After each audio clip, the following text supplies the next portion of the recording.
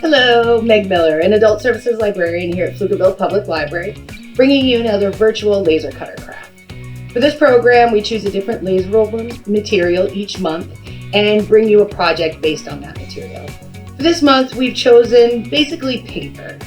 We've got these craft notebooks here, and we've used the laser cutter to cut in basically stitch holes that you can use on the front of the notebook, and we're going to make a stitched laser cut design. So for those first 40 folks who registered and were coming to pick up material supply kits, what you're going to get this time is a lot of fun stuff. So you're picking them up in a plastic bag here. The blank notebook will be inside, pre-laser cut with the holes in the front. I have also provided a template sheet. So this is going to have a little bit bigger than what's on the notebook itself, but just those dots that you can use to kind of sketch out your design before you start, if that's the kind of crafter you are. If you're not, if you're a pantser, as they say in the writing world, and you just want to go for it, that's great as well. For the stitching, we have provided on a little paper card. It is a tapestry needle, so the point isn't too sharp, but just be careful. You are also getting 4 different colors of embroidery floss. So originally, because I like a little bit of sparkle, we got a gold and a silver embroidery floss. And then we also provided just a black embroidery floss.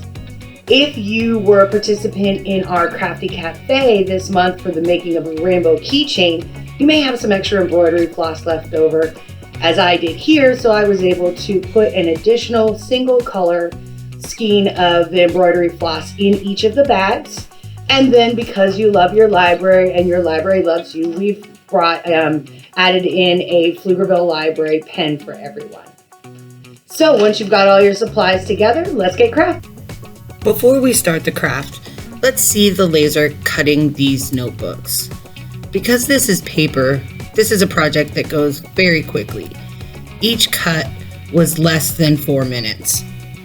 For this project, I'm using only 30% power and 100% speed. You can see I've used some painter's tape to hold down the cover of the notebook so that it doesn't move while the laser is cutting. Because while the laser is cutting, you can't tell, but there is an air assist.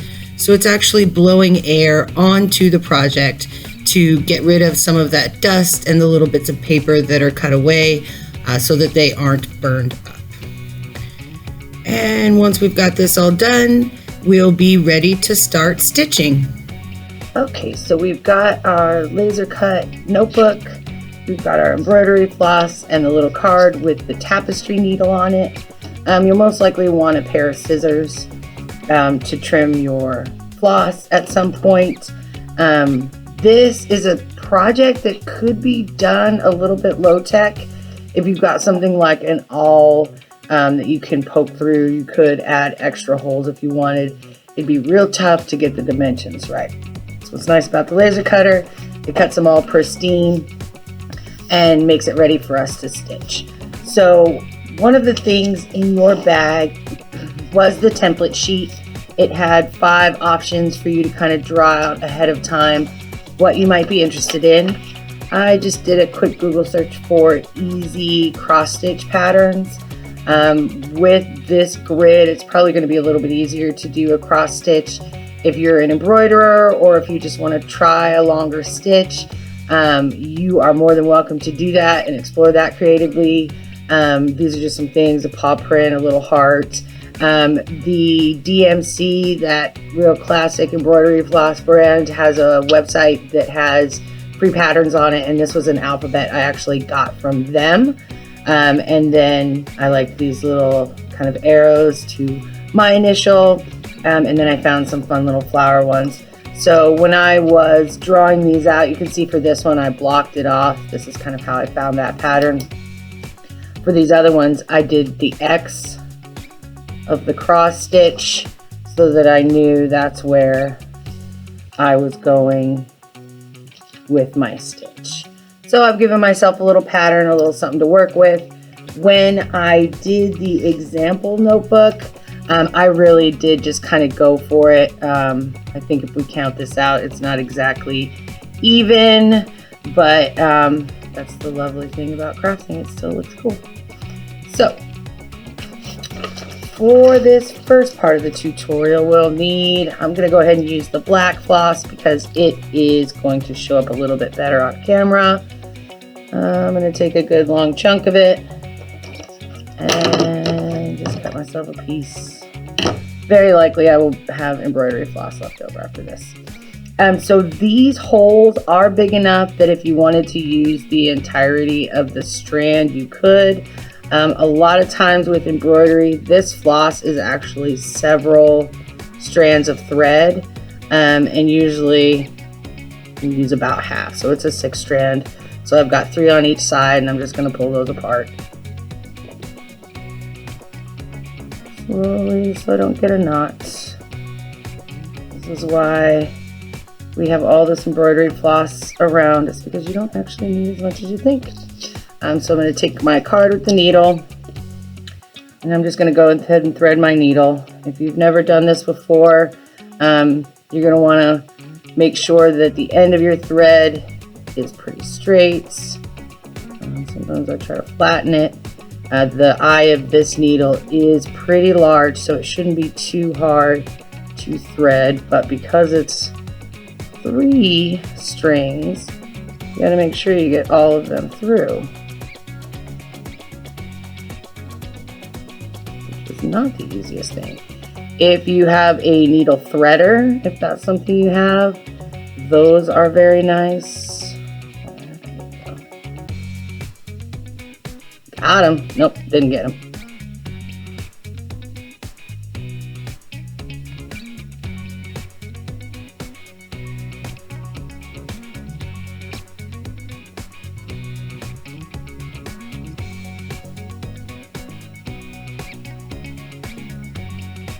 Okay, that time I got him. Alright, and I am just going to pull my floss all the way through. So I've got the same length, but I'm not going to knot the end. This is just so I don't have to pull quite as far through. So for a cross stitch pattern, just a real simple, basic, and actually one of our employees, our fellow library staff, Laura, was the one who taught me this. So I'm going to come up from the bottom on my first little corner. Actually, I don't want my tails to be exactly matching. I need them to be slightly separate, or one to be a little bit longer than the other.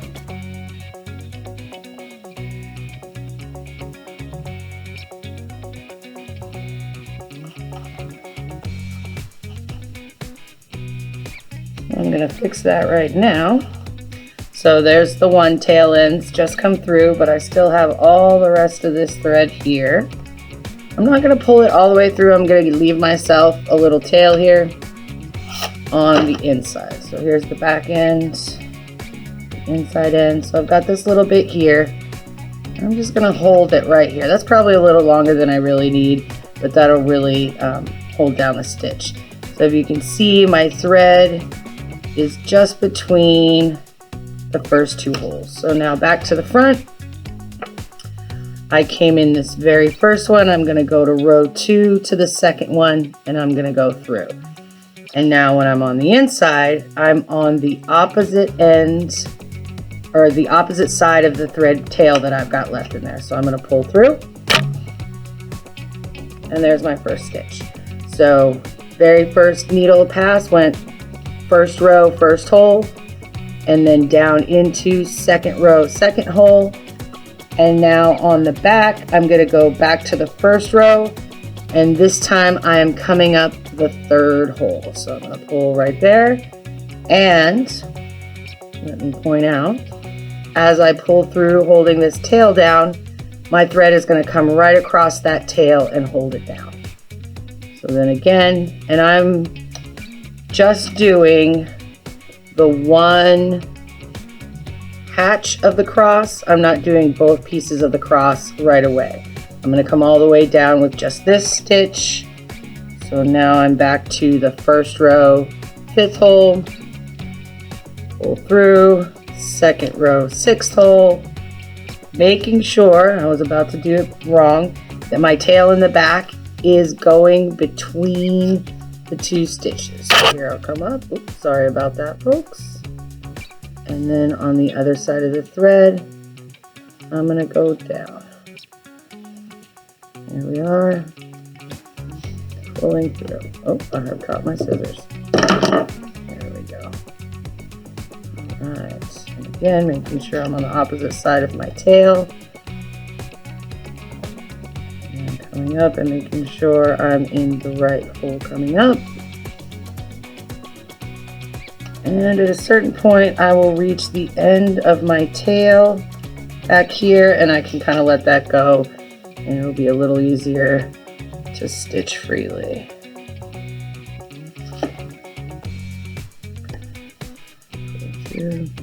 Holding that tail down, and I could probably let it go. And really, with that number of stitches holding that tail down, I think I'm just gonna trim this a little bit off there.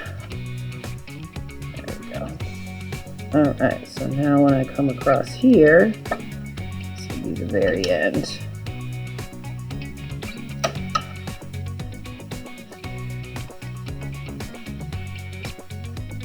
Through.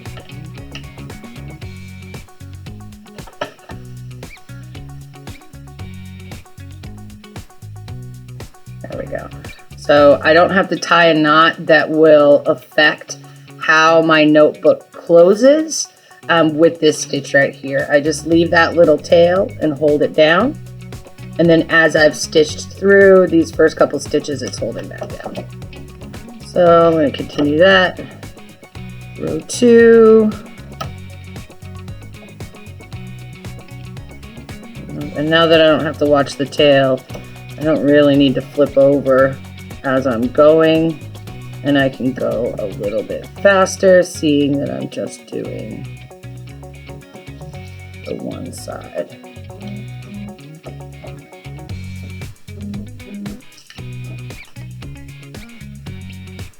And as I get a little closer, this tail that I have here is going to get closer to where I'm stitching, and I want to pull that up some.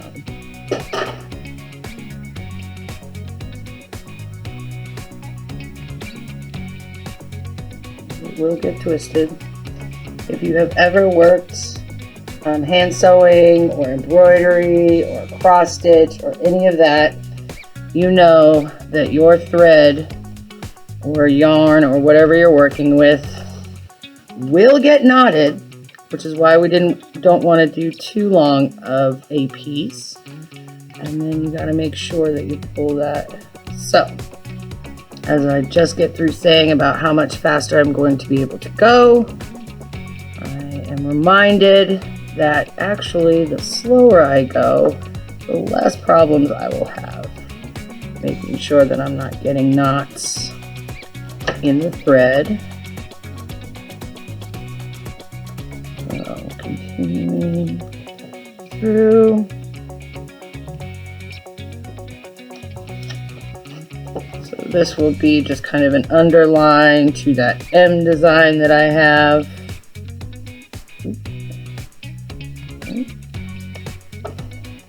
Another part, you see I kept bringing the needle up the wrong hole. I had to fix that before going through.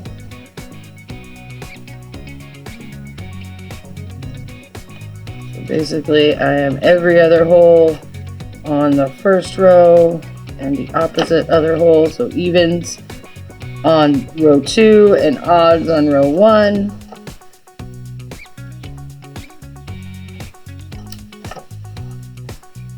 To get my first stitch pattern there.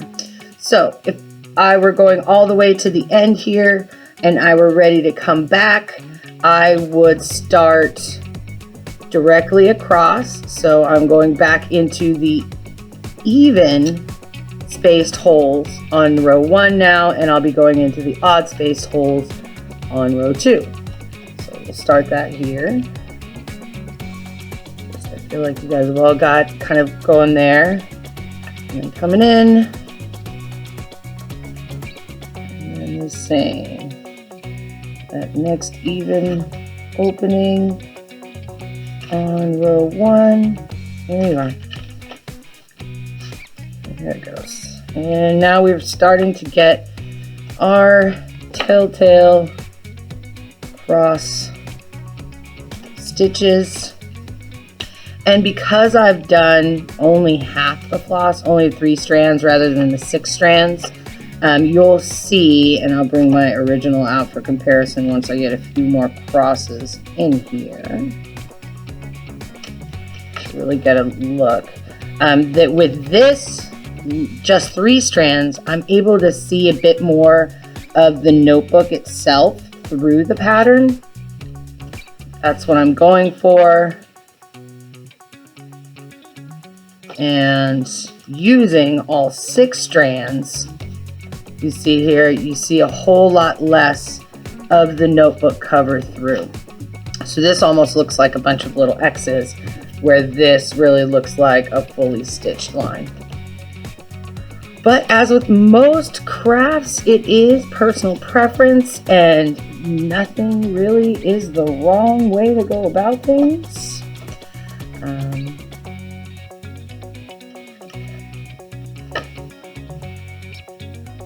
Alright, almost back to the beginning.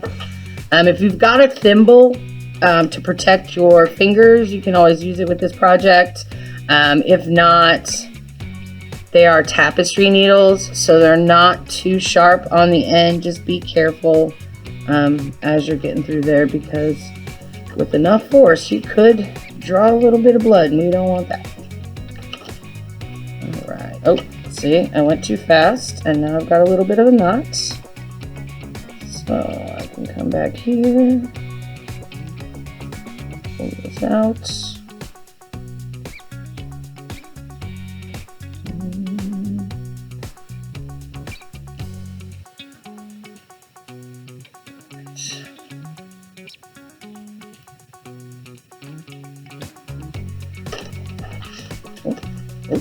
Oh.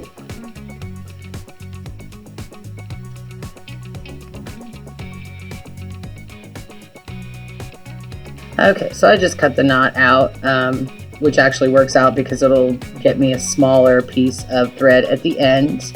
Once I do this last cross here, again, I don't want to create a knot. So I'm just going to use my needle and go right underneath these stitches that I made, along with the original tail that we had in there. And I'm just going to pull that needle right through. Oh, well, I'm going to pull that thread right through once that needle comes off.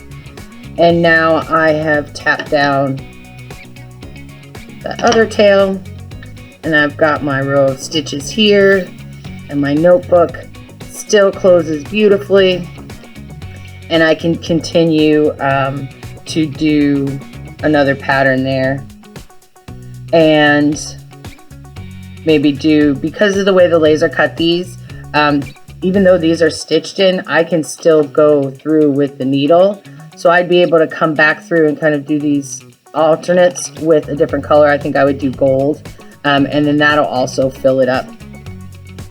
Another piece is, so you'll have the back with the stitches on it. I didn't change this example, so really not too bad stitch wise there. But I could use double-sided tape or glue, something like that, and I could use this first page to cover here, and then when I open the notebook I won't have that. Or if you've got even wrapping paper with a pattern you like, or scrapbook paper or something like that, you could also glue that on the inside, and then you won't see the back of your stitches either. So this is one that's going to take you a while. We hope you enjoy it. Definitely share your completed projects with us. We'd love to see them, and enjoy filling your notebooks with whatever great things happen for you in 2021.